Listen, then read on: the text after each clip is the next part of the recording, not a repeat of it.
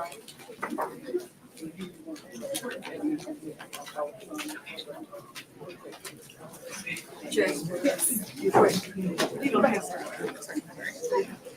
don't have time.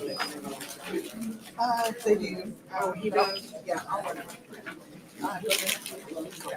Hi, good afternoon. Hello. My name is Jasmine Henry. I am the We Are Greenwood Program Director. Thank you for attending this Lunch and Learn with me.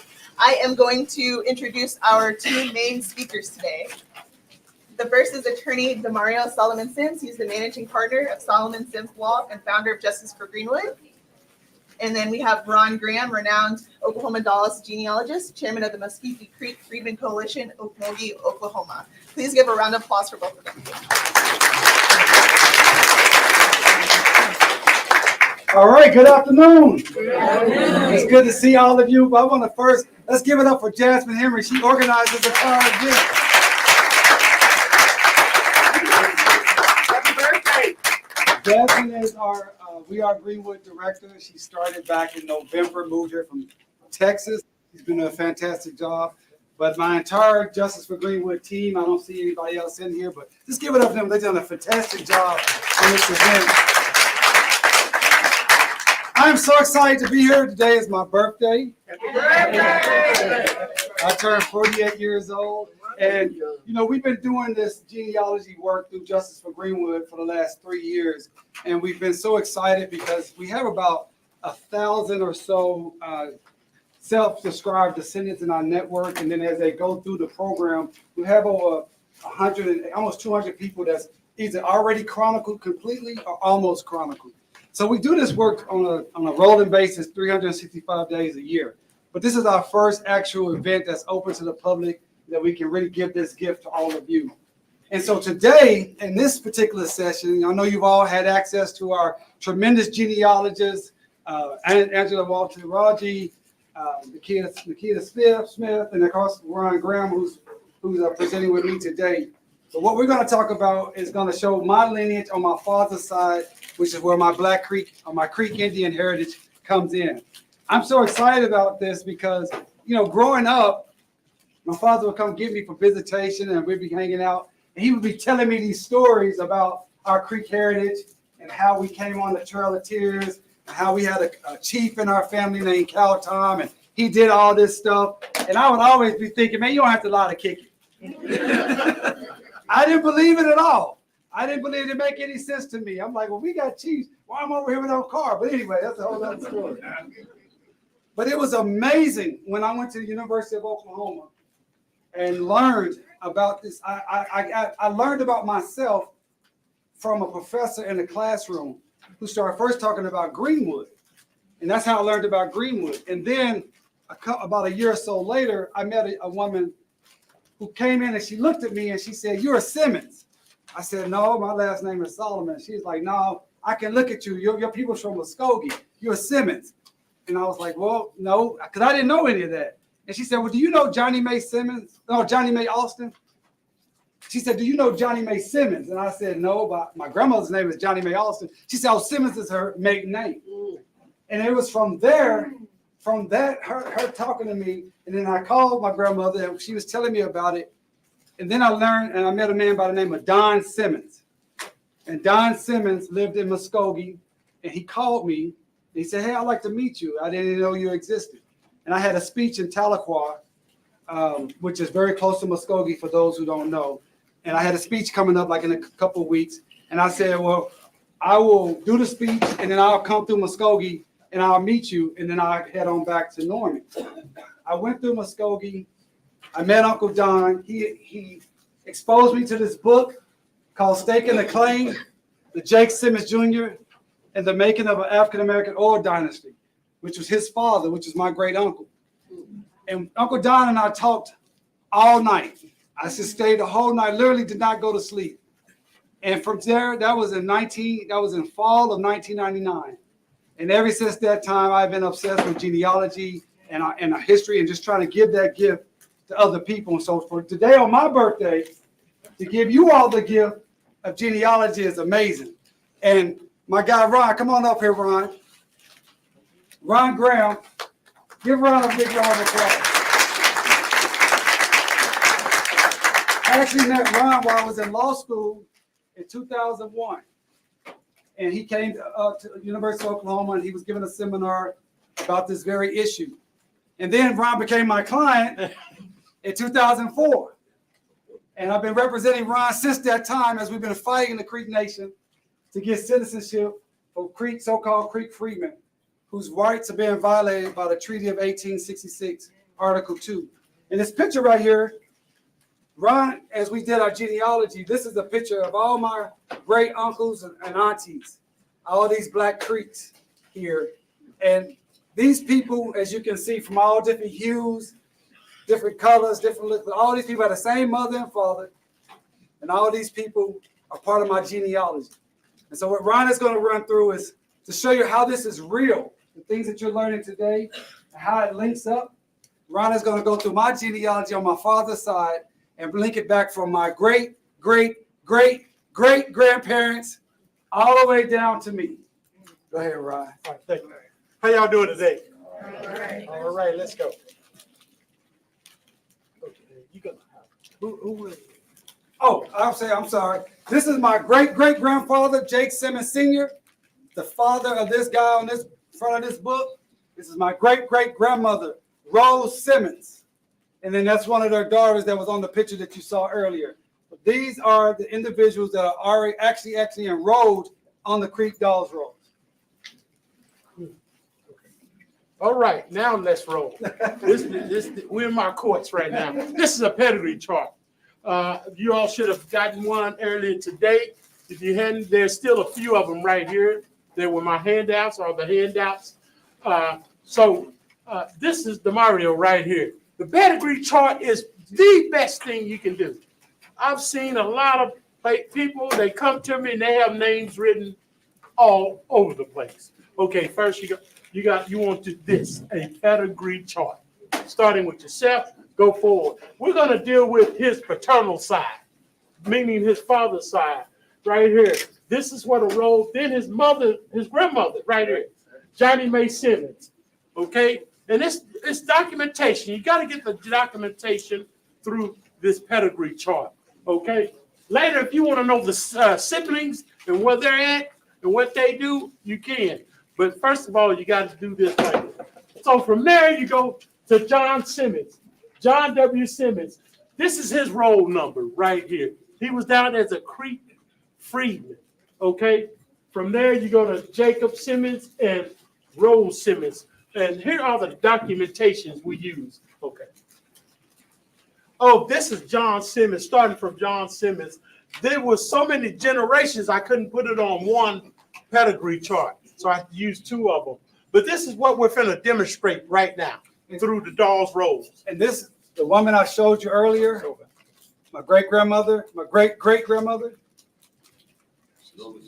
Rose Simmons. Yeah, can you go back? Yeah. Here she is right here, Rose Simmons. And then that was Jacob Simmons Sr., the picture that I showed you. So there they are right there on the document. It's well documented, folks. Okay. Remember I talked about earlier, 40 acres and a mule? Again, 160 acres. If you received a roll number, you received 160 acres when you are a member of the Creek Nation. Okay?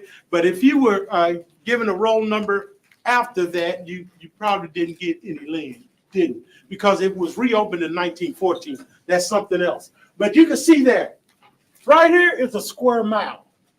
That's 4 siblings laying right there. This other one right here, that's another square mile. 2 square miles of land received from the Creek Nation, from the government that gave it to the Creek Nation. Okay. Here's John Simmons. Let's do this.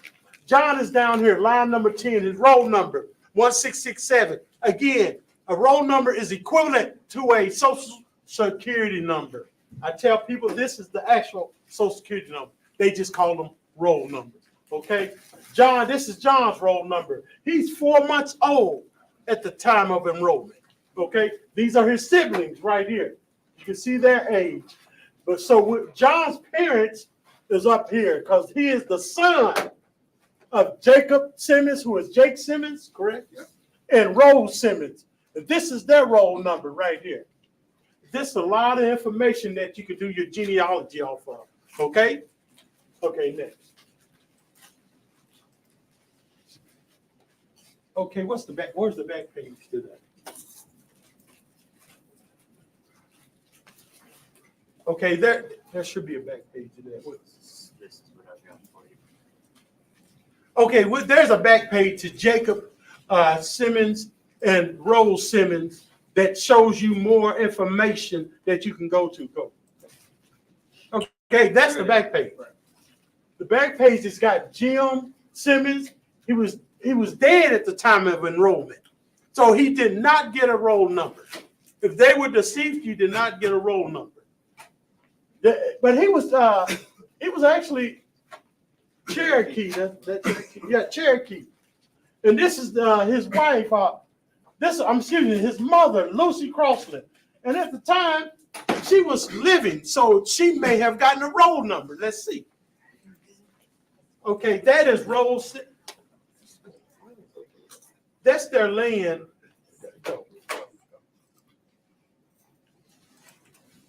Okay.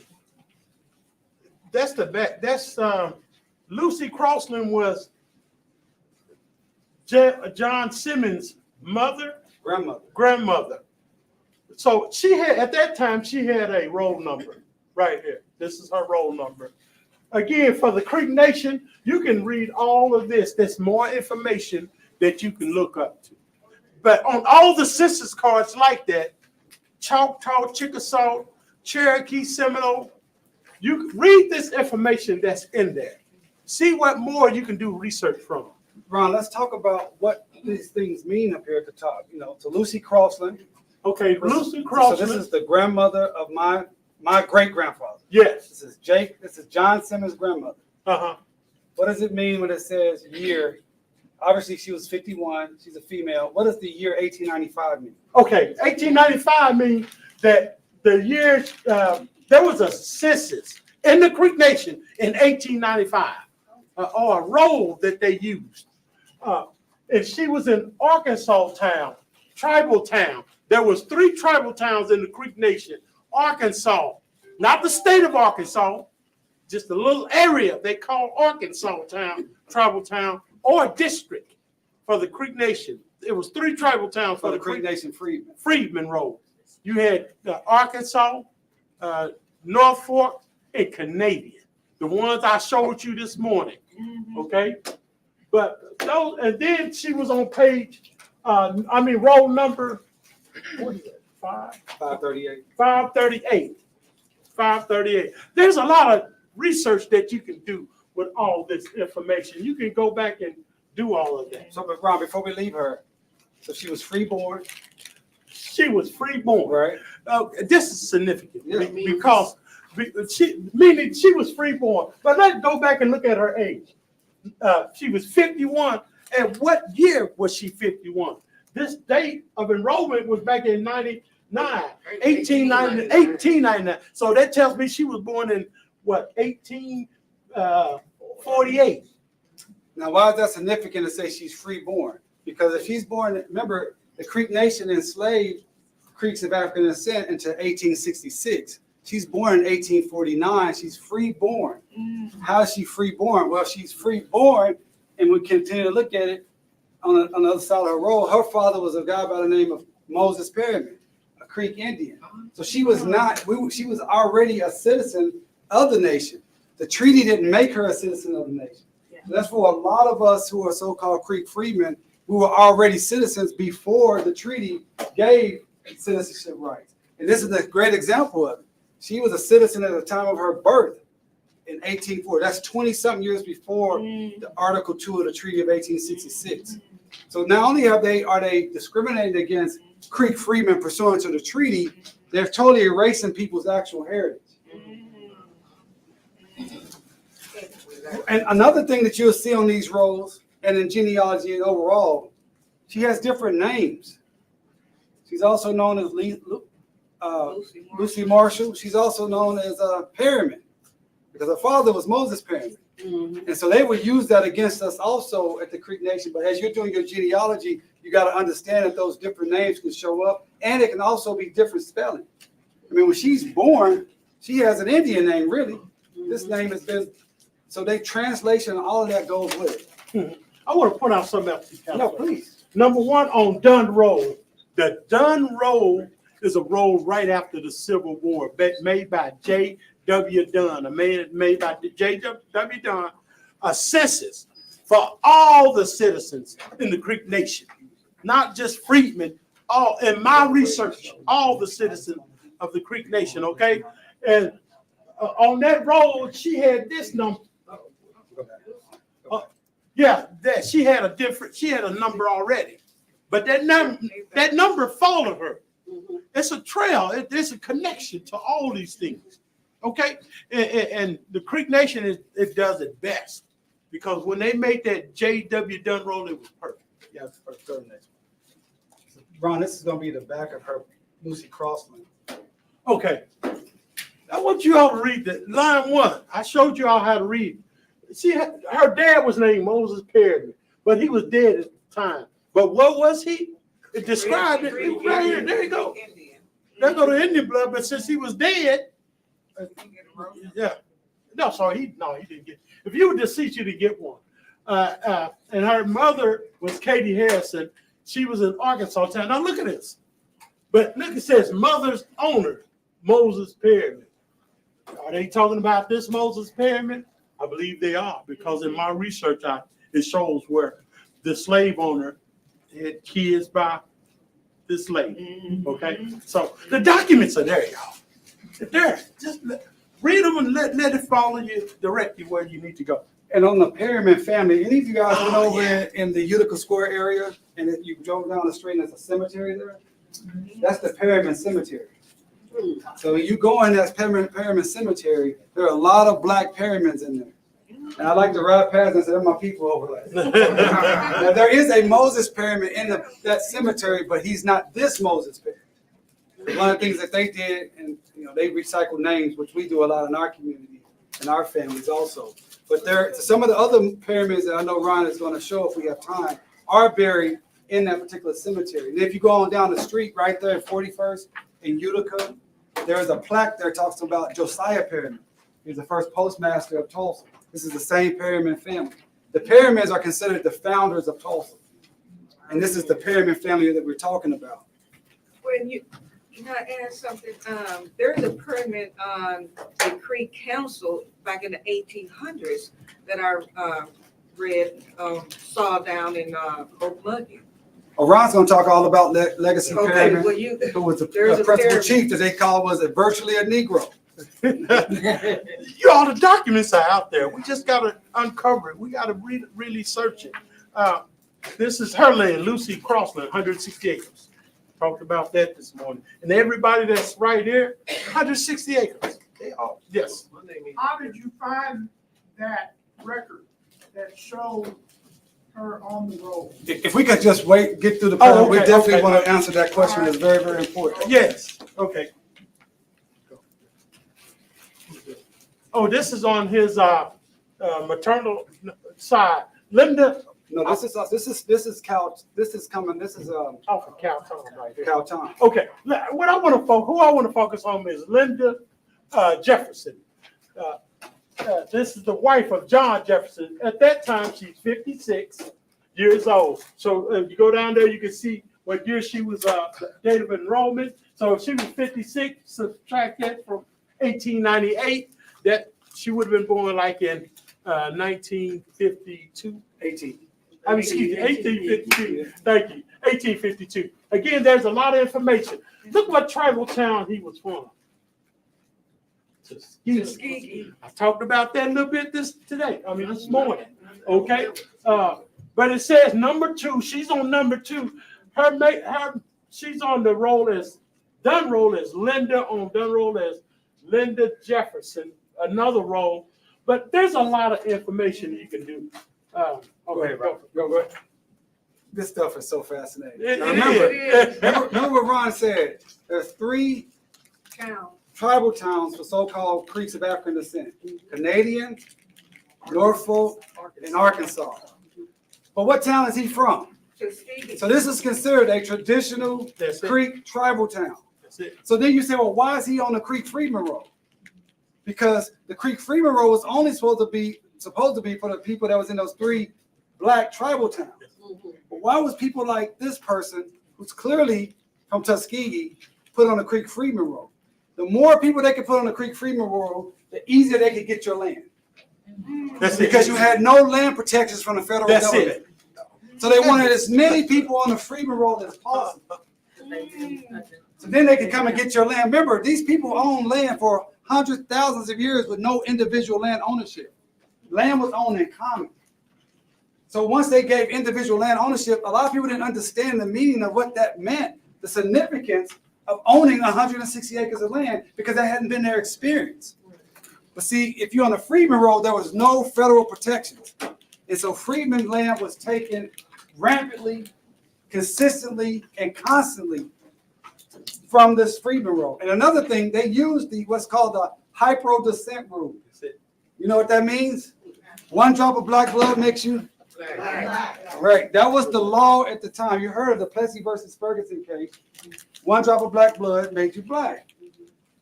So these United States clerks, because it was not the Creek Nation that created these roads, this Dawes Road. This was the United States clerks. So they were utilizing, if you look black, you have 1 drop of black blood, they want to put you on the Freedman Road. And the many people we can put on the Freedman Road, the better for us, so we can get the land easier.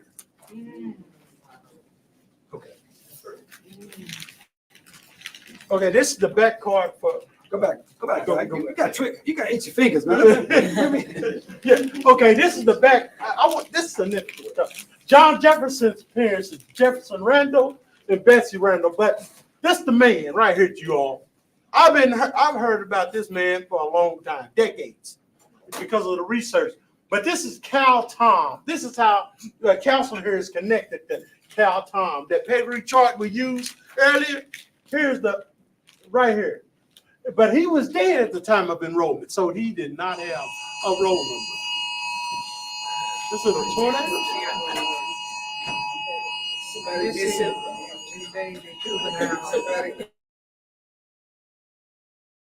Hey, that happened on a plane yesterday. Like, they gonna hear that on a plane. Is mine going on? Okay. All right. Okay, y'all ready? License averted. But again, I want y'all to look on these documents. John Jefferson's dad, Jefferson Randall, died during the war. What war? Civil War. Okay, just in these documents, we're back to the Civil War again. Betsy Randall dead, but look at what tribal town she was in. Tuskegee Tribal Road. She was an actual. I have documents where these people are testifying saying, I mean, I'm a Tuskegee Indian. I have the documents. The documents are there, Council. Now that's so important too when he said Tuskegee Indian. Another thing about the Creek Nation, the Creek Nation was not one nation. No. The Creek Nation was a confederacy of states, just like the United States of America. So if you think about Texas versus Oklahoma, that's how when she said I'm a Tuskegee Indian, that was a whole tribal, a whole people group themselves. They came together as a confederacy, and what happened, the federal government wanted to continue to squash people together because it's easier to control one entity and say, oh, this is your chief. And we're going to deal with this one chief that speaks for all of y'all. But that's not how they traditionally live.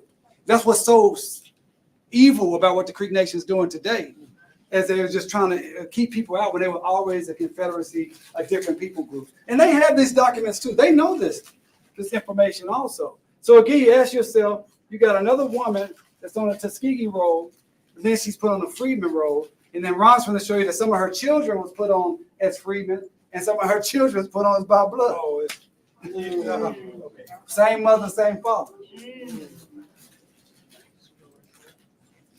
Okay, that is the land of John Jefferson. He didn't quite own 160 acres. That right there belonged, that looked like about 20 acres, I believe. So he's got another 20 acres somewhere else. You got equivalent of 160 acres in the Creek Nation. They sometimes split it. You may have 80 acres here, 80 acres there, 120 acres here. 40 acres there. So that's how they did. Okay. Keep going. Keep going. Wow. Yeah, okay. This is the 1860 census. U.S. Census. US 1860. Okay. Now we were still slaves, correct? In our ancestors. 1860. I want you to read something at the top. The free inhabitants. So this telling me John, Belinda, all the Jeffersons, their names weren't even Jeffersons at that time. They didn't even have a last. That's I have further more research than this, y'all.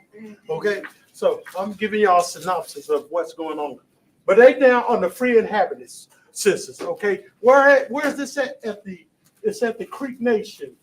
Where is that at? Yeah, there you go. The Creek Nation. They stayed at a post office near the post office called Miko. Miko is in another area of the Creek Nation. I don't have time for that. But they're on the 1860 free inhabitants roll. Again, what's the significance of this? The Treaty of 1866, they were already free inhabitants before the treaty. They were already citizens before the treaty. Here's the documentation, but the Creek Nation will not recognize this. So many of your ancestors were already citizens before the Treaty of 1866. The documentation is very clear about that. Absolutely. One more thing I want to add. See where they're from, Alabama? 1866, well, that tells me these folk were on the Trail of Tears. Those two folks right there. But these folk, the kids, were born in Creek Nation. Okay? Now I can go to that Parsons and Abbott census and find them on that Trail of Tears. It's an Abbott, Parsons and Abbott census. You can find the people that were on the Trail of Tears in the Creek Nation. I've looked at that whole thing, studied it many times. Okay. And Ron, just to add on that, I mean, this is kind of illegible, but this is actually says 28. So we know if he was 28 in 1860, again, you just subtract it back and get the age. You all, it just takes a desire to get all this information. I think that's 38 actually. I can't. But go ahead. Go to the next. Oh Lord, go to the next. Okay, this is he's actually on the 1860 census. The man, Cal Tom. Okay, I want you to see something at the bottom of this. There's 40 people on this sheet. I just cut it off. Okay, what cut and print, something, cut and paste. I'm a master at it. So at the bottom it tells his age. In 1960, he is 1860, he's 49 years old. Okay? He was a stock raiser, such as a cattleman. Or before you was called the term cowboy, it was cow Tom. This is in my studies. All right? So let's go over his value of personal asset. $99,500. I'm gonna tell you something. There's 40 people on this whole sheet. At the bottom, they added up how much everybody owed. Altogether was $21,950. But he owed more than everybody on that sheet. Owned, not owed. Owned. Okay, so this tells us a lot. He's from Alabama. So I mean, he's on the free inhabited free inhabited census card. Okay, so this tells you a lot right here. So again, if you go back to both sides of this family, my family, both sides are already free inhabitants. Cal Tom is on the Rose Jefferson side. When we looked at the Jeffersons on the Simmons side, they're both free inhabitants in 1860. Yet at the time of enrollment of the Dawes roll, they all put on the Creek Freedman roll.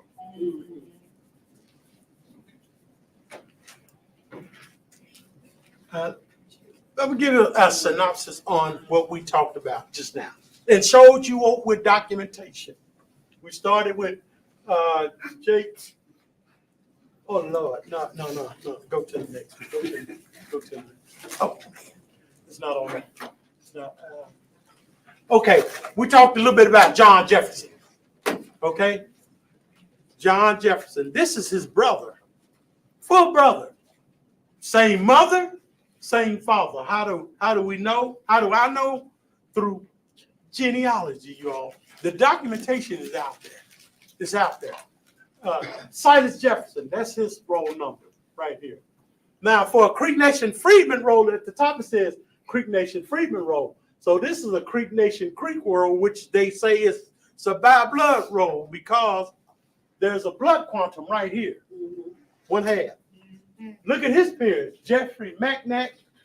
What tribal town is he in? Well, let me go back to here. What tribal town is he in? Muscogee. Then you have his father's name, Jeffrey McNack. He was deceased at the time of enrollment. Betsy McNack, she was deceased, but both of their tribal towns is Tuskegee. These folks are real, true Muscogee Creek Indian. The Tuskegee people or Tuskegee Indian were lumped inside this one Muscogee Creek Nation. That's what the United States government did. But the Tuskegee people are true. I have the documents. The documents are there. They're there. He even testified that number one on Tuskegee payroll of 1895. Oh Lord, there's something else. Yeah, it's a lot of information. Okay, it's just a lot of information. Old Creek card 3181. What does that mean, Ron? That Old Creek card, it predates these Dawes Commission card. There's more information on those cards. Okay?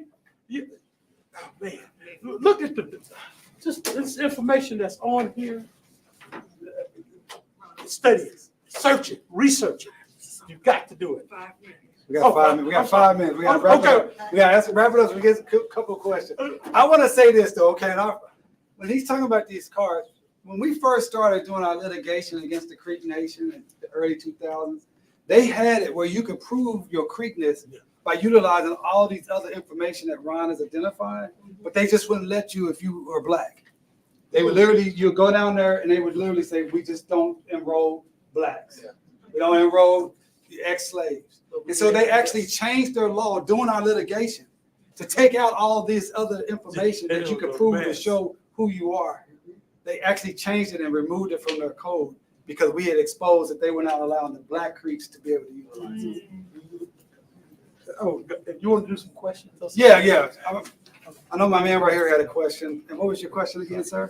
Well, I want to know how you got to the information, where the card rolls are, how you got to those records. The land records? Mm-hmm. So Ron, Not the land records, but the actual records where the cards are that show they are members of the Creek tribe. Genealogy, the pedigree chart. Started with a pedigree chart and you go all the way down. If you went past 1900, you went too far because they should have, if they were born after like 1898, between 1906, they should be on the roll. Okay, what I found was I found one side of the card, but I didn't get the other side. I got a record that showed one side. It didn't show the second side, the back side. You're gonna need the back side because there's a lot of information on both sides. We don't have any more right now. Oh, you don't have no more. but Ron, are you asking like where do you go online? Is that what you're asking? Yes. There is a Dawes Rose database through the Oklahoma Historical Society, right, Ron? Yes, oh, absolutely. Oklahoma, and that's a free site. I mainly use Ancestry. You got to pay for that site, but Oklahoma History Center, Oklahoma History Center has an excellent site you can go to. Oklahoma History Center. Just real quickly, we talked about Silas Jefferson. So explain to them how I had the same mother, same father, yet put on different roles with different blood quantities. This man, Silas Jefferson. I'm gonna show you his Indian name right there. Before he was Silas Jefferson, he went as this right here, Hodoghi Miko. He was the Wind Clan king. Miko means king, leader, or chief. Even mean chief. So, but this is him. This was the man right here. And guess where he's buried at right now? Biggs, Oklahoma. Right there. So he did a lot for the Creek Nation. But John Jefferson, this man, Manuel Jefferson, Mariah Noble had the same mother and father. But Silas is on the blood roll as one had.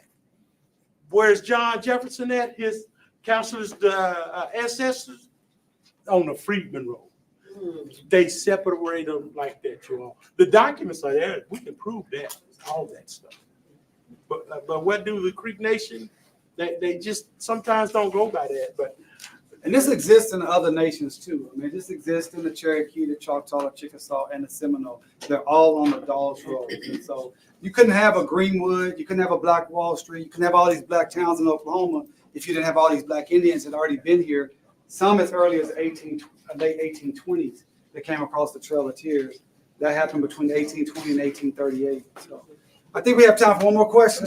What was the reasoning why they split the families? Some was Freedman and some was not. Well, again, the underlying motivation to put as many people on a Freedman roll was to be able to take land. That's the underlying motivation. But there are other reasons. Sometimes family members didn't want to come in and testify. You remember, these people didn't want to have anything really to do with the United States. So sometimes they didn't come in and testify. It may just be the clerk just made a mistake, or it may have been intentional. But the worst thing about it is a lot of our people's land was readily able to be taken away. And the land that was not taken away, when they found that you had oil on your land, they by Oklahoma law, they could appoint a guardian to you and then siphon off all your wealth. And that happened all the time also. But I know we ran out of time. So, this is one of my uncles, Legacy Perryman.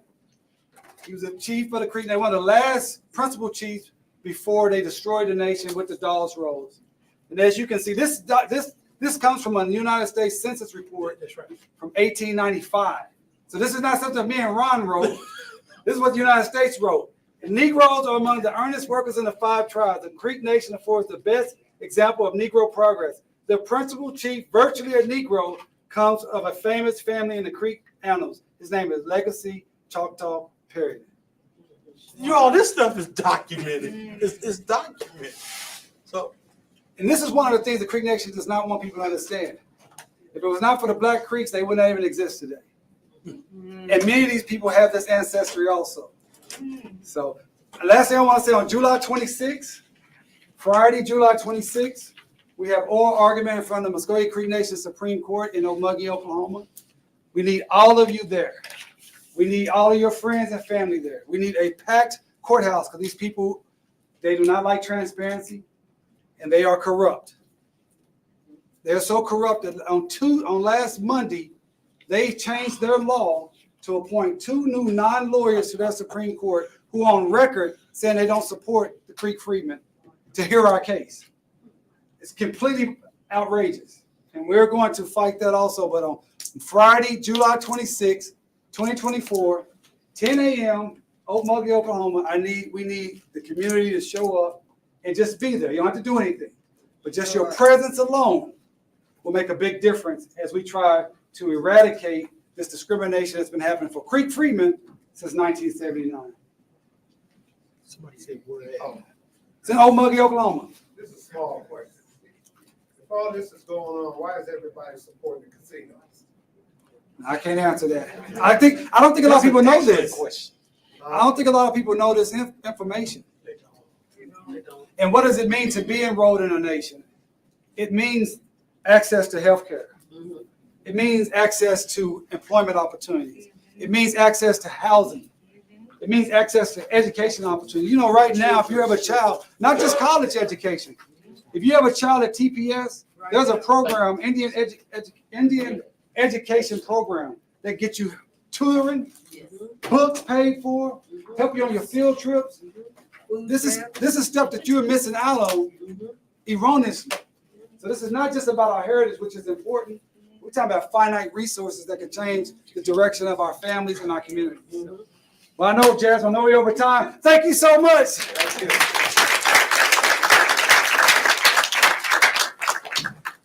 thank you again to everyone that participated. Thank you again to Ron Graham and attorney Damario Solomon Simmons. Please give him another round of applause. Okay, so the session has ended and we are now into our afternoon sessions. If you signed up for an interactive workshop, make sure you check in at the front. There will be another presentation in here starting at 1:30. So the next presentation in here again will be with Ron Graham, and he's doing Black Indian genealogy. It's at 1:30.